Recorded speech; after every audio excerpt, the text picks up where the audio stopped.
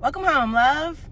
Due to some of my own recent life experiences and what I've been hearing from others, I realized that it's time to do a video about grief because it really can take a wrecking ball to your self-confidence. And I wanted to cover this because, yes, grief can be the pain of losing someone that we love, but grief can also be the pain of losing a version of the life that we thought that we were going to live. It can be grieving the relationship that did not flourish into the amazing dream couple that you originally envisioned. I know that a lot of you are moving and it hasn't exactly been voluntary. So some people are grieving the home that they thought that they would be able to keep. For some people, it's the career path that they wanted that didn't pan out. Some are grieving that health and body that they used to have over the family dynamic that they never got. Grieving the old version of yourself before the life traumas came in, gut punching you. Some are having a hard time with the life accomplishments that they thought that they would have based on the timeline that they expected. And because people can be grieving multiple things at once, now the grief becomes layered. Like, for example, you could be grieving a person and at the same time be sad because of the memories of things that you used to do with them, or the future things that you plan to do with them but just never got a chance. Another example would be grieving a relationship and also grieving the years that you gave to it. Oh yes, that one feels like a gut punch, right? I've been there for sure. Like, damn it, I gave you some of my best years. But the perspective change that helped me let that go was that I spent that time learning so many lessons. And now I've turned that pain into power by healing from it and then coming out here to make videos to help you guys do the same thing. So now I don't regret the time that I spent on that because it helps me help others. That's a big reason why I always encourage you guys to try finding ways to turn your pain into power too. The storm isn't here to break you, it's here to build you.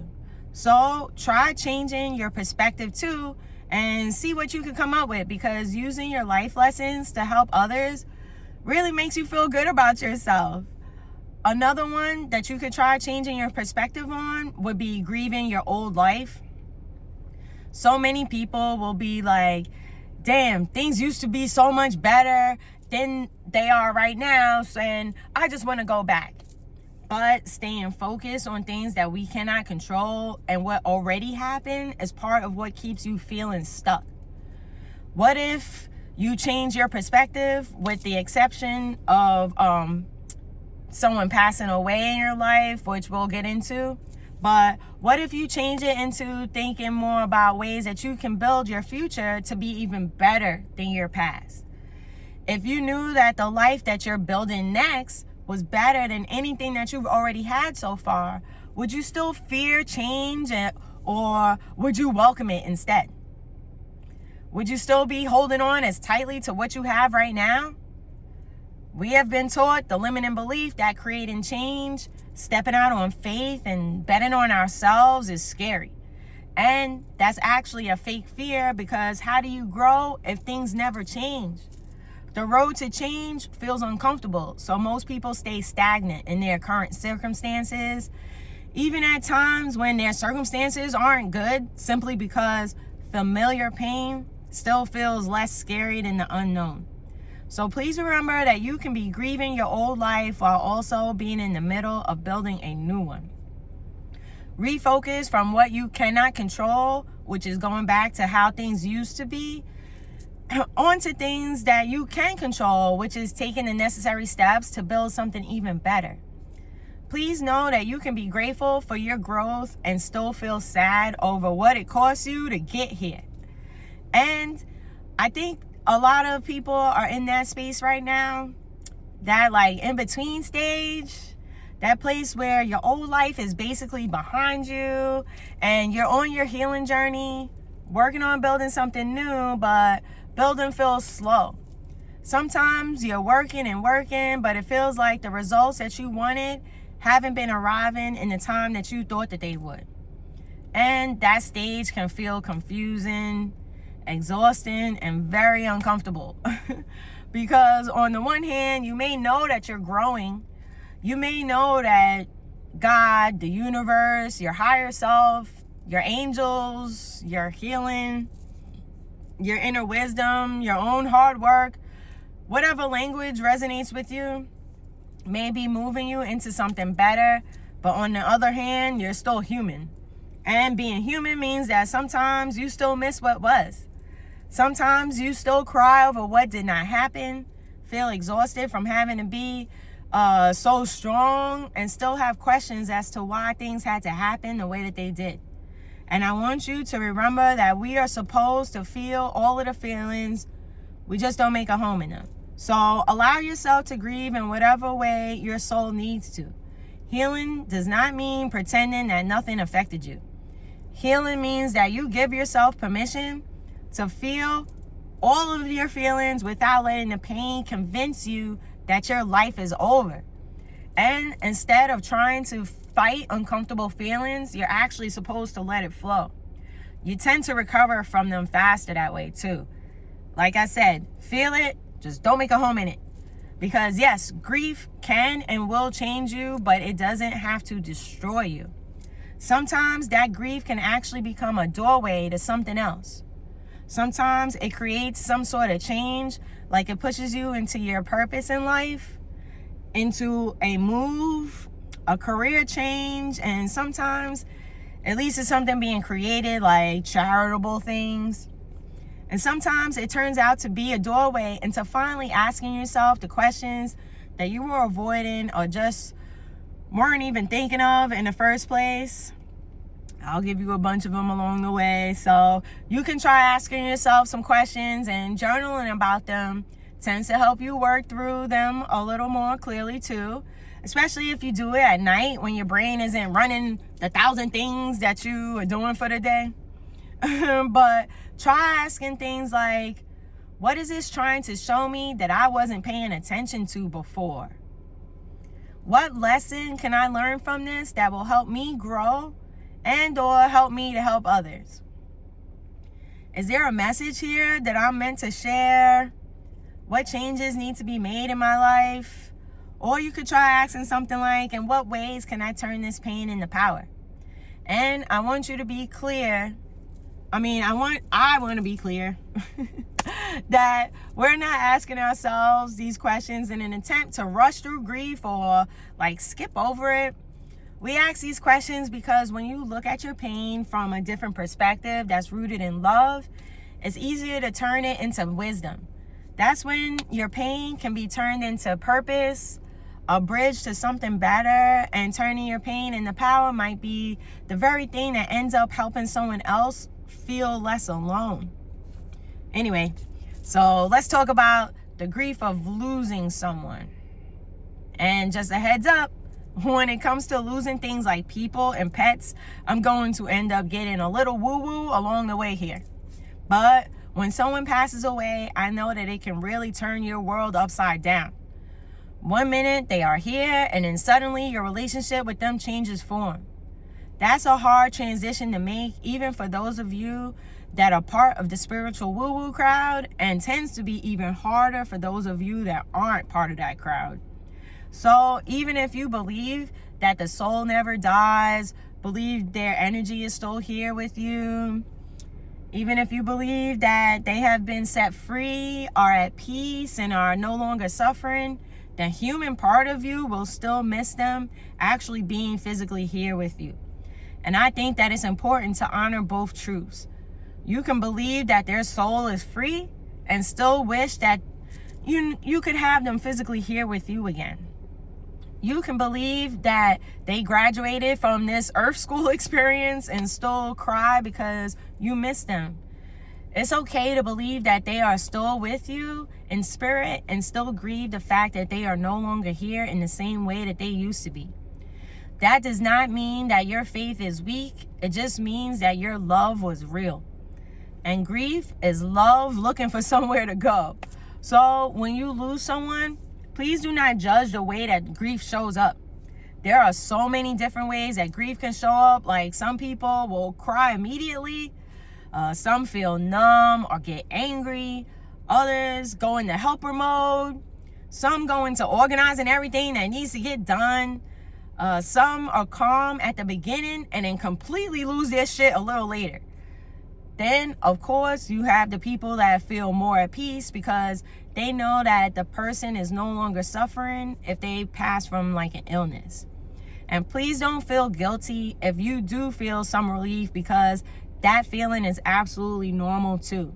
Some people feel guilt because they feel relief, especially if they were a caregiver.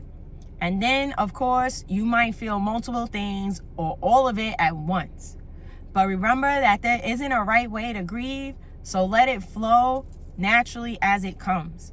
And remember, like I always tell you, that we allow ourselves to feel all of the feelings, but we do not make a home in the negative ones. Instead of trying to fight the feelings, let whatever you feel naturally flow. And sometimes the way that you grieve will surprise you. You may think that you're supposed to fall apart, but instead you feel grounded. Or you may think you are okay, and then one song, one smell, one picture, one memory just like opens the floodgates. Give yourself patience and grace. Grief is not a straight line and tends to move in waves. So when the waves come, breathe through them. Put one hand on your heart and one on your belly. Take a deep breath in through your nose, filling your belly up with air while thinking, I am safe and I am not alone. Hold for a count of 6. Then breathe out slowly through your mouth while thinking, I am allowed to honor their memory by remembering to take care of myself. If I am still here, it means that I have a purpose. Unclench your jaw, release the tension in your stomach and shoulders and chest. Especially because sometimes grief makes people feel guilty or sad for still living. Guilty for laughing, having a good day, for going out and having fun with your family and friends, for enjoying food, music, sunshine, the beach, a movie night, or whatever. Just a moment of peace, But I need you to hear me clearly. Your joy is not disrespectful to the person that you lost. Your healing is not betrayal, and your life continuing to go on doesn't mean that you forgot them. It means that you're doing exactly what that person would have wanted you to do. Sometimes the most beautiful way to honor someone is to live with more love, presence, and gratitude going forward. You can miss them and still go outside. You can cry and still laugh later. And some of you create some amazing things even while you're in the middle of grieving, and that's beautiful too. And for those of you that are part of the woo-woo crowd, for grief-related stuff, you can look up a lady named Kim Russo, and you can also look up the Forever Family Foundation. Now, if I had never met Kim myself in real life, then yeah, I would have dismissed her as being cuckoo for Cocoa Puffs. But I originally met her back in like 2011, 2010, something like that, because we have a friend in common. So based on my personal experience with her and watching her read a room full of people multiple times, I can tell you that she's absolutely a real medium. She will tell you things that it would be otherwise impossible for her to know. She tends to help people a lot when it comes to things like grief. So I put together a playlist on my YouTube channel that says Kim, that you can check out and find out more about her. She also has 2 amazing books and is working on a 3rd. Admittedly, she has a lot of out-of-the-box thinking, but it also is very comforting, so check her out. Especially her thoughts on things like soul contracts. Her view of the world and how everything works can be comforting too. Also, the Forever Family Foundation hosts things that also help people with grief, so you can check out their website.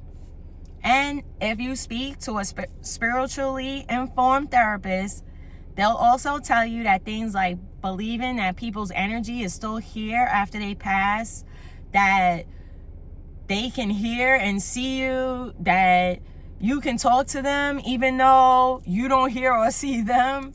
And if you believe that they send you signs using things like music, birds, butterflies, numbers, etc., they'll tell you that believing these things is no longer considered crazy. You're just spiritual, so you're fine. Just keep going. Now, let's talk about another kind of grief. The grief of the life that you thought that you would have. That is one that sometimes people don't even realize that they're experiencing grief, because no one actually passed away, but something did end, and that's where the grief comes in. It could be a vision that you had for your future that didn't pan out as you would have liked. A relationship or a friendship that you thought that you would have always have. A home that you planned on living in for much longer than you got to. A job that you wanted long term. Some sort of family dynamics or whatever else didn't work out as you had originally hoped. And because there isn't a funeral for these sorts of losses, sometimes people can try to minimize your pain by saying something like, well, at least you're still alive, or at least you still have this, or you could have been worse. And yeah, having gratitude is great, but it doesn't erase grief. You can be grateful and blessed while also still feeling disappointed or heartbroken at the same damn time. Even for those of you that do indeed view things like closed doors as a redirection to something better, or protection from something that you couldn't see coming, you can still feel sadness and disappointment about what did not work out. And please be careful with letting society's fake timelines put you into grief. Like maybe you're feeling like you should have been married by now, or bought that house, had that career, that body that you've been working on at the gym, or had a certain number in your bank account, would have fixed that relationship with one of your family members, or would have had kids or something by now. And it could simply be that you thought that the people that you loved would have loved you better.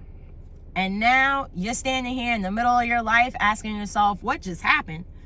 And that's a hard question to sit with, because while it hurts, it can also be powerful. Because the what now question is actually the beginning of your next chapter. Sometimes the life that you thought you wanted had to fall apart so that the life that actually matches your soul can begin forming. And that could be a hard transition to make. So remember that it doesn't mean that the loss didn't hurt, or it just means that the loss isn't the end of your story. And if you choose to see it as an opportunity to write yourself a new and improved life story, then you can turn this pain into power. When you are leaving your old life behind, but the new life is not fully built yet, it can feel like you are sort of like floating in a sea of the unknown. You are not who you used to be, but you're also not fully who you're becoming yet either. And being in that space can feel lonely, especially when you start coming across the people that don't understand you or who you are as a person anymore. Some of the old environments, habits, and people that you used to share space with, they may not vibe with you anymore. And you may find yourself even grieving the things that you prayed that you would outgrow, because everything that feels familiar, whether you liked it or not, also can feel safe, even when it was not a healthy situation for you to begin with. Like, yes, people definitely grieve losing relationships that were so toxic, but that's just because they felt familiar. They will grieve the loss of a toxic home environment instead of seeing it as an actual blessing, because that's exactly what it is. Like, congratulations, the universe set you free from living in chaos and having your nervous system disturbed on a daily basis. But instead, brain tends to process it as default into grieving as a loss instead. So when you are building your new life, please remember to give yourself kindness, patience, and love, especially because you're doing a combination of releasing the old while also building the new. Releasing things like your old identity, old survival patterns, fears, attachments, and timelines can feel like grief, even though you're actually growing into something even more beautiful than before. Release can feel like grief, even when you know that the new life that you're building is better. Even when you know that releasing whatever or whoever is absolutely necessary, and even when you feel like you're being guided. So if you're in that in-between stage, then I want you to remember that you are not lost, failing, behind, or broken. You are becoming. And at any given point in time, you are exactly where you are supposed to be. But yeah, that process can be uncomfortable. So to help maintain your mindset, repeat after me. Say it in the mirror, write it in your journals, feel the happy emotions as you do it. Say, I am allowed to grieve and heal at the same time. I can honor what I lost without losing myself in the process. I give myself permission to heal on my own timeline. I can miss what was and still welcome in what's coming next. My feelings are always valid. My healing is part of my beautiful healing journey, and that comes with its ups and downs, but I keep going. I am allowed to live my life and laugh even when I'm grieving. And say, I choose to feel my grief without becoming trapped in it. And that last one is important because remember what I said about we allow ourselves to feel all the feelings, but we do not make a home in the negative ones. So, like for example, instead of saying something like, I should have been feeling better by now, instead say, there is no timeline for grief. I heal at my own pace and give myself patience and grace. Instead of saying something like, if I stop living in high levels of pain, it means that I didn't love them. Instead say, my healing journey does not ever diminish my love. I can love someone deeply and still find joy. I can miss them and still move forward. Instead of saying something like, my life is ruined now, instead say, things are different now and change can sometimes feel uncomfortable. Different doesn't necessarily mean worse. It means that a new chapter is beginning. Instead of saying something like, I lost everything and I'll never recover, instead say, I lost something important, but I still have things worth living for. I am fully capable of rebuilding my life even better than before. Instead of staying focused on what is gone, I focus on my healing and the things that I still have. Instead of saying, I can't handle this, instead say, I am handling this one moment at a time and I will survive this just like everything else that has happened in my life. I am stronger than I know. I am still here and take things one step at a time. And instead of asking, why is this happening to me? Instead, ask yourself, what is this trying to teach me, show me, heal within me, redirect me towards, push me towards, or prepare me for? In what ways can I turn this pain into power? Not because every painful thing happens for a reason, because in some situations you may not be able to come up with an answer to that question. But because every painful thing gives us an opportunity to choose who or what we become next. Now, something else that grief can do is show us what exactly matters, where we need to build, and what we need to let go of. When we lose someone or something, it has a way of making us look at everything differently. Suddenly, the things that we used to tolerate start feeling heavier. You might start looking at relationships and friendships differently, or that job that you were already miserable working at starts to feel even more draining than before. You might start to notice that the environment that you live in is actually a toxic situation and that stress starts to weigh on you. Sometimes that dream that you had sitting on the back burner all of a sudden starts calling your name again. Or maybe a truth that you've been avoiding suddenly becomes way harder to ignore. So basically, a lot of the time, these painful events tend to trigger sort of like an awakening in another part of your life. And that's why I remind you guys that the storm isn't here to break you. It's here to build you. So when these events hit your life, first allow yourself to feel it, and then start asking yourself some questions like, what old version of me am I being asked to release now?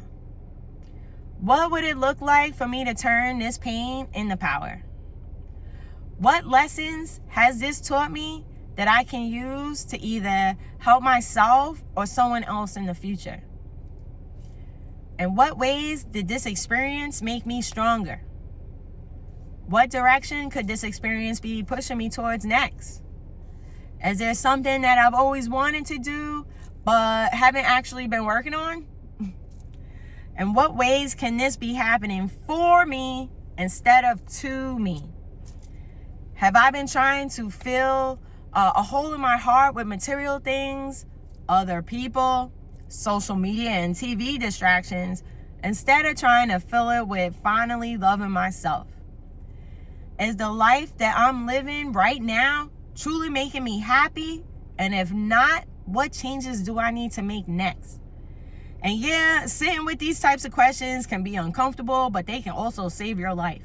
Because most of society has normalized things like living in a stressful and uncomfortable environment with people that you're not actually compatible with.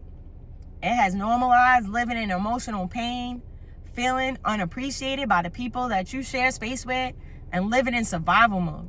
So now we have normalized waking up every day unhappy because we've been taught that this is just how life is, that life is a bitch and then you die helpless to ever change your circumstances. And that mindset is exactly what keeps you feeling stuck. Whatever you're dealing with may be your current situation, but it does not have to be your forever identity. Your nervous system is not meant to live in war every day, despite the fact that our society has tried to create that scenario for you. We are not meant to be living in this constant fight or flight mode that has been normalized for us as if life is meant to be some long performance of mental endurance. Yes, life will be hard sometimes, and that part is out of our control. But if your personal life is constantly stealing your peace, at some point you have to stop and ask yourself some questions. Like, what is this experience trying to show me? Or what am I supposed to be learning from this? What changes is this trying to show me that I need to make in my life? Who or what have I been tolerating that is costing me my peace, and it's time for me to put a stop to it? Is there anything that life might be inviting me to release or choose next?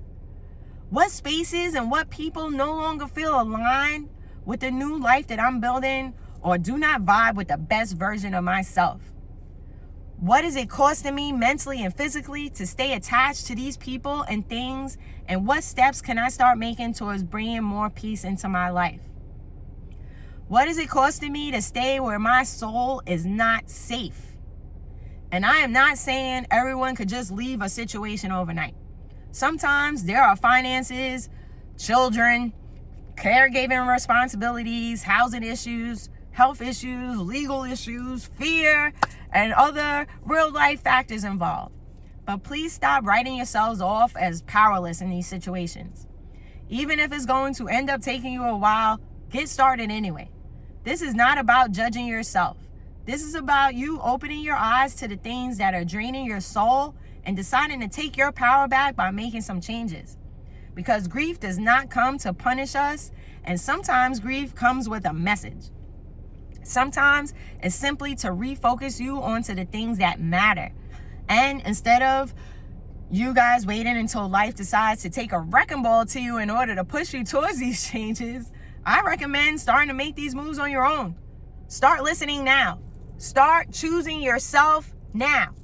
You can start working on building your life a little at a time, and today can be the first day of the rest of your life if you choose it. Especially because when grief hits, one of the best things that we can do is turn toward ourselves with love instead of abandoning ourselves by getting lost in the pain. And that means allowing yourself to feel all of the feelings instead of trying to fight it. It means asking yourself, what do you need from yourself today? And then doing exactly that. And sometimes that's going to look like taking a break, going for a walk outside, sitting at the beach, listening to music, going to a class that's calming to your nervous system, sliding down the wall doing the ugly girl cry, journaling, watching a stand-up comedy show, asking someone for help, or whatever else comes to mind that helps you come back home to yourself, especially for the helpers, because you guys tend to not really accept help from others. Please remember that together we are stronger, and that asking for or accepting someone's offer to help is not a weakness. The idea that there's somehow something wrong with having someone else help you and that we're meant to do everything alone is a limiting belief that keeps you burnt out. Let that idea go. It is not serving you. And also pay attention to the possibility that you are currently also trying to carry other people that refuse to work on themselves. You cannot help people from your depletion, and you are not required to carry people who won't work. Brain. You are not required to carry people who won't walk. Just because you're always the strong one doesn't mean that you don't need support too. The person who helps everybody else still needs a safe place to land. So if you are the one who always shows up for everyone, please remember to show up for yourself too. You have to make yourself a priority because you have to put your own oxygen mask on before you can help the others. Remember to detach your energy from some of these people. Just because someone else is upset doesn't mean that you have to be too. Maintain your own energy because matching them is canceled. You can love people without absorbing their pain as if it was your own. You can support people without abandoning yourself, and you can be present without making yourself responsible for everyone else's healing. Start practicing holding space for people while still maintaining boundaries. And that is not selfish. That is what sustainable love looks like. Burning yourself out and calling it love has been hurting a lot of people out here. So let's start to rewrite the script on that. And for those of you that feel like they don't know what to say to someone who is grieving, just know that you don't always have to find the perfect words to say to people.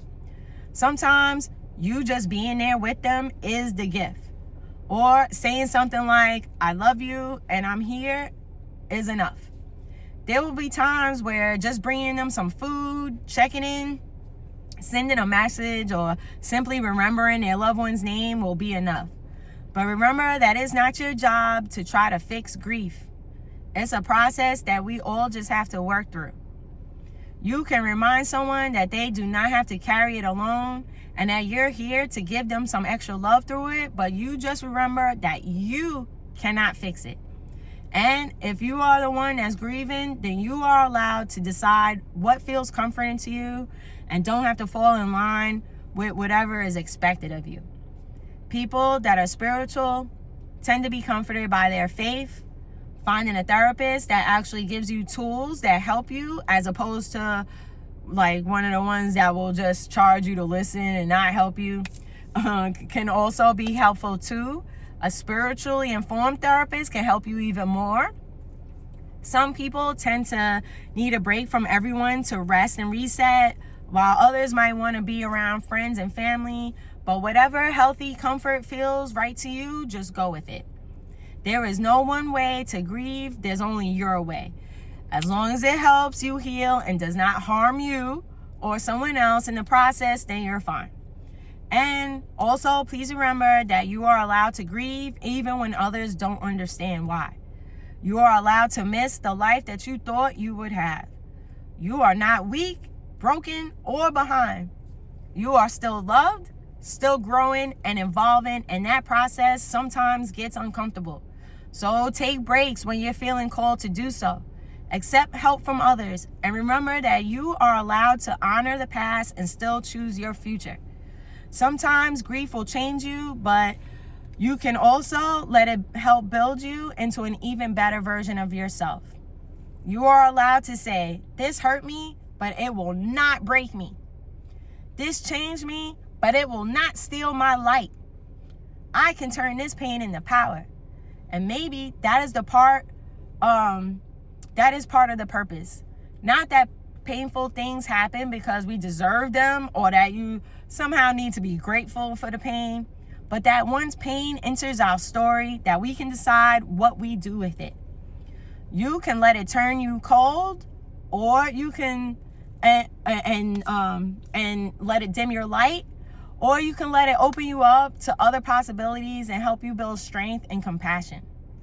We can let it convince us that life is only about losses, or we can let it remind us that to love, speak, change, live, and follow our dreams while we can. Because grief is not only the ending of something, but it's also an invitation to make some changes. It can be an invitation that gets you to refocus onto the things that truly matter in life. An invitation to stop waiting, to stop shrinking, and just give your life and just live your life as authentically yourself. To forgive yourself, or to stop chasing love outside of yourself and start truly loving the person that you see in the mirror looking back at you. And that is what your healing journey looks like and where your freedom is. So if you're grieving today, whether you're grieving a person, a dream, a relationship, a home, your health, your old self, or the life that you thought that you would have, I want you to please remember what I said about all of your feelings being valid and allowing yourself to feel them instead of trying to fight it. You do not have to pretend like you are okay just because you are strong. You don't owe anyone any explanations as to why it still hurts. Your grief, disappointments, and questions are all valid. Please do not let your pain become your prison. You can grieve and grow at the same damn time, so do exactly that. While you're sitting there missing what was, don't forget to also make space for whatever is coming next. This loss might have changed you, but it does not get to erase you. You are still here, which means that you have a purpose. You are in the middle of a transition, so give yourself tons of love. The waves of grief sometimes come and go along with some tears and questions, but there is still light ahead of you. So breathe, my love, and remind yourself that you can carry love without carrying suffering forever. That you can turn this pain into power, one loving step at a time. And if you made it to the end of this video, I will remind you to please hit the like button and also share it with anyone that you know is struggling with grief at this time. And if this video made you smile today, please pay it forward by doing something to make someone else smile too. I'm so grateful for you. I love you. And remember to spread love and stay blessed.